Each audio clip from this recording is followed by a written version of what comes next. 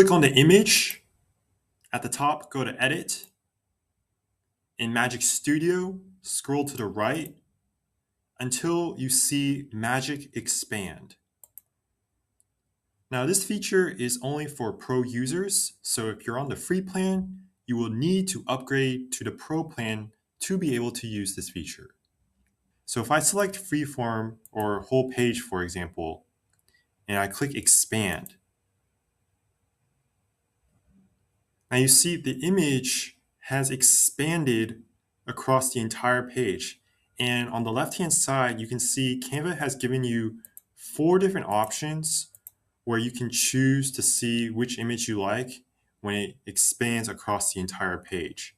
And if you do not like the results, you can come over here to generate new results, and it'll generate 4 new images again so that it expands across the entire page.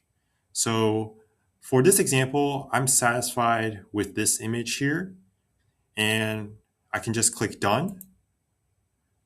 And now my image has been expanded across the entire page without me having to drag the corners of the image to fit the page.